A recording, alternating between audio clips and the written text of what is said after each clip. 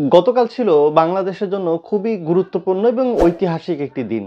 ৩৬শে জুলাই গতকালকে জাতীয় ৩৬শে জুলাইয়ের জুলাই সনদ ঘোষণা করা হয়েছে। ডক্টর মোহাম্মদ ইউনূস তিনি ঘোষণা করেছেন।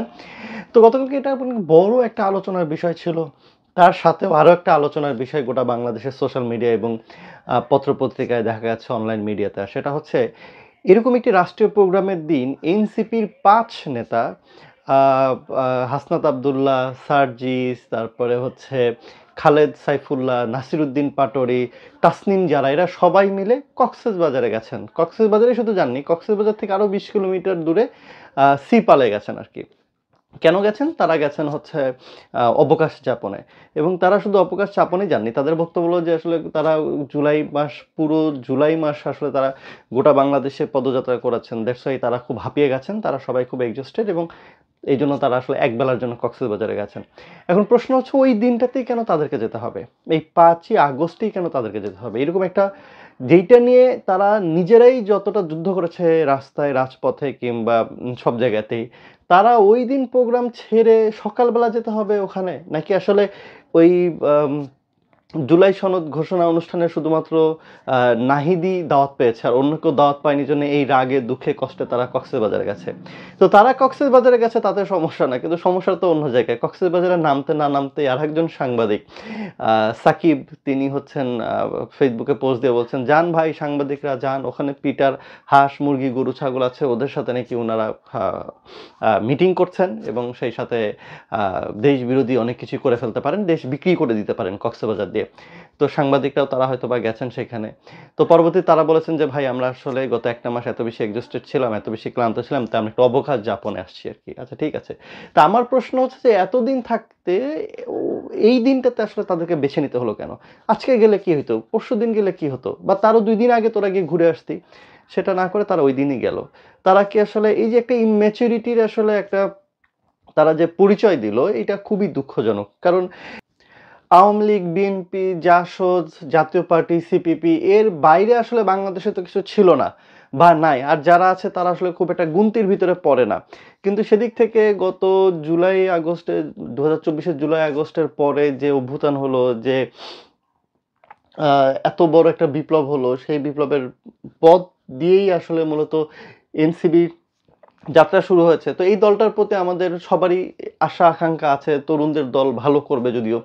কিন্তু তারপরে এই নেতারা একদম শীর্ষ পর্যায়ের নেতা কিন্তু এই ৫ জন। বিশেষ করে হাসনাত আব্দুল্লাহ, সার্জিস, তাসনিম জারা এরা নাহিদের পরপরই এদের অবস্থান। তো এরা আসলে কক্সবাজারে যাওয়াটা কতটুকু যুক্তি এই সময়ে আমি আসলে ঠিক বুঝি না এবং এটা খুবই ইম্যাচুরিটির একটি উদাহরণ তারা তৈরি করলো যে তারা আসলেই ইম্যাচিউর। তারা আসলে রাজপথে অনেক বড় কথা বলেন। কিন্তু কোন সময় কোন কাজটা করতে হবে না এটা এখনো শিখে উঠতে পারেননি। তাদের আসলে বোঝা উচিত যে তারা শুধু আওয়ামী লীগের বিরুদ্ধেই যুদ্ধ ঘোষণা করেনি। তারা একটি প্রোপাগান্ডা গুজববাজ দলের বিরুদ্ধে কিন্তু তারা যুদ্ধ ঘোষণা করেছে। আপনি দেখেন জাস্ট খালি কক্সবাজারে যেতে না যেতেই পিটার হাসকে কই থেকে যে নিয়ে আসলো কেউ জানে না এবং এটা নিয়ে আওয়ামী লীগের বিভিন্ন অনলাইন পেজে, ফেসবুক পেজে, ইউটিউবে ভয়ংকরভাবে সব ভিডিওগুলো ছাড়া হচ্ছে আরকি, দেখছি আরকি, হ্যাঁ? তো অথচ পরবর্তীতে ১ম আলোতে লিখেছে পিটার হাস বাংলাদেশে আসেনি।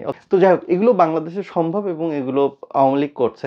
কিন্তু আসলে এদের এই তরুণ নেতাদের আসলে বোঝা উচিত তারা কাদের এগেইনস্ট এ গিয়ে বিপরীতে গিয়ে আসলে তারা রাজনীতির পথে নেমেছেন। তাদের কিন্তু আর পিছনে সরার কোনো অপশন নেই। তারা যাদের বিপরীতে গিয়ে রাজনীতি করা শুরু করেছেন তাদের কিন্তু তাদের যে রাজনীতির বয়স এদের জীবনের বয়সও অত না। তো আওয়ামী লীগের নেতারা বিশেষ করে তাদের যে রাজনীতির বয়স এদের এদের টোটাল বয়সও সেরকম না। অত না আরকি। তার থেকেও ছোটরা। তো এই মানুষগুলোর এগেইনস্ট এ গিয়ে তারা যে এই যে যুদ্ধে নেমেছেন এবং এই যে এদেরকে যে বিতাড়িত করেছে, তো এদের তো আসলে পিছনে সরার তো কোনো অপশন নেই। তো সেদিক থেকে জুলাই সনদ হচ্ছে ঘোষণা করা হলো। জুলাই সনদের মাধ্যমে এই অভ্যুত্থানকে সে রাজ আ সাংবিধানিকভাবে স্বীকৃতি দেওয়া হচ্ছে বা হবে সামনে। তো তাদের তো ঢাকায় থাকার কথা। কারণ এই স্বীকৃতি যদি না আসে, নির্বাচিত সরকার যদি স্বীকৃতি না দেয়, এদের সবার নামে রাষ্ট্রদ্রোহিতার মামলা হবে। এদের ফাঁসি হয়ে যাবে। কারণ এরা একটা আ তথাকথিত নির্বাচিত সরকারের এগেইনস্ট এ গিয়ে কিন্তু রাজপথে সংগ্রাম করেছে। তো এইরকম একটা সিরিয়াস একটা ম্যাটার যেটা হচ্ছে যেই অনুষ্ঠান হচ্ছে সেটা বাদ দিয়ে তারা কক্সবাজারে ঘুরতে গেল, অবকাশ যাপন করতে গেল, এই সময় এটা আসলে খুবই দুঃখজনক। এটা খুবই ম্যাচিউরিটির একটি উদাহরণ তারা তৈরি করলো। ইভেন দেখেন এই গত ৪-৫ দিনের ভিতরে কিন্তু আগে আমরা ভাবতাম যে জামাত শিবির এনসিপির পক্ষে আছে। এনসিপিকে আসলে জামাতের বি টিম হচ্ছে এনসিপি, শিবিরের বি টিম হচ্ছে এনসিপি। কিন্তু এই যে নাহিদ যেভাবে একটা পোস্ট করলো যে জুলাই অভ্যুত্থানের মূল ক্রেডিট শিবির নিতে চায়, বা তার যে পোস্ট ছিল সেখান থেকে আসার পরে কিন্তু দেখা গেল যে আসলে শিবির, জামাত ইসলাম শিবির, এদিকে আমাদের বিএনপি বা ছাত্রদল এনসিপি সবাই কিন্তু আবার ত্রিমুখী হয়ে গেল। তো তারা কিন্তু দুর্বল দল হয়ে গেছে। আপনি সেটা আপনার এই ৩ তারিখের যে প্রোগ্রামটা হলো, প্রোগ্রামে কিন্তু জনসমাগম দেখে বোঝা গেছে। কিন্তু তারপরেও আমরা বিশ্বাস করি যে এনসিপির প্রোগ্রামে যে কয়েকজন মানুষ এসেছিল তারা আসলে ভালোবেসে দলের প্রতি বা জুলাইকে ধারণ করেই তারা এসছেন।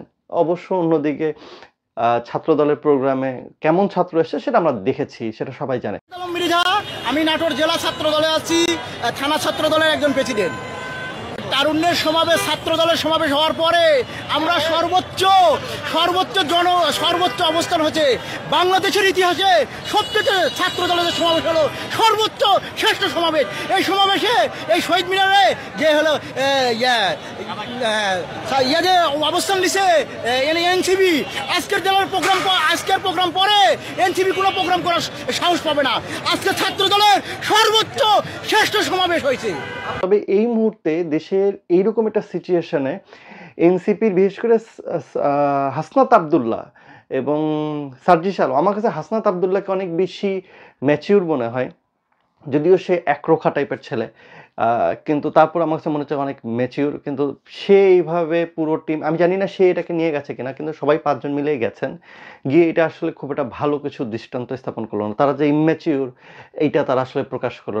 রাজপথে জোরে জোরে স্লোগান দিলে রাজনীতি হয় না, রাজনীতি আসলে ব্রেনের খেলা। তো আমার মনে হয় এই জায়গাটা থেকে আসলে এই কক্সবাজারে ঘুরতে গিয়ে তারা কি জানান দিল যে তাদের ব্রেনে একটু পিছিয়ে আছে কিংবা অভিজ্ঞতা একটু পিছিয়ে আছে। অবশ্যই অভিজ্ঞতায় পিছিয়ে আছে, কারণ বিএনপির রাজনীতি গত ১৭ বছর এরা ইঁদুরের গর্তে থেকেও যে অভিজ্ঞতা অর্জন করেছে, এদের তো ১ বছর হলো রাজনীতির বয়স, সেই অভিজ্ঞতাও এদের নেই। হ্যাঁ, আর আওয়ামী লীগ যেভাবে শোষণ করে তাদের যে অভিজ্ঞতা, ৫৪ বছরের রাজনীতি, আওয়ামী লীগের যে অভিজ্ঞতা তার তো পায়ের নিচে ধুলায়, সেই ধুলার এক কোণারও কিন্তু অভিজ্ঞতা এনসিপির নেই। এনসিপির নেতারা কক্সবাজারে ঘুরতে গেলেই তারা আমেরিকার নেতার সাথে হচ্ছে মিটিং বাদিয়ে দিচ্ছে আর কি। হ্যাঁ, তো এই যে দেশের যে অবস্থা, দেশের রাজনৈতিক দলগুলোর যে আচার-আচরণ, রাজনৈতিক দলগুলো যেভাবে মিথ্যাচার করে, সেইখানে সেই তরুণদের দলের এরকম নেতাদের এই ধরনের আচার-আচরণ সত্যি এইটা আসলে ডিসঅ্যাপয়েন্টেড একটা ব্যাপার, যে আসলে এটা আমরা আশা করি না। যারা এটলিস্ট এই তরুণদের দলকে পছন্দ করি বা আমরা মনে করি তারা ভালো কিছু করবে, কিন্তু তারা যদি এইরকম একটা ক্রুশিয়াল পয়েন্টে গিয়ে যদি কক্সবাজার ঘুরে আসে, তাহলে তাদের উপর ভরসা করাটা কিন্তু আসলেই কঠিন। সো আমরা চাই তারা আরও ম্যাচিউর হোক, আরও সিদ্ধান্তগুলো, কারণ তারা শুধুমাত্র এখন আর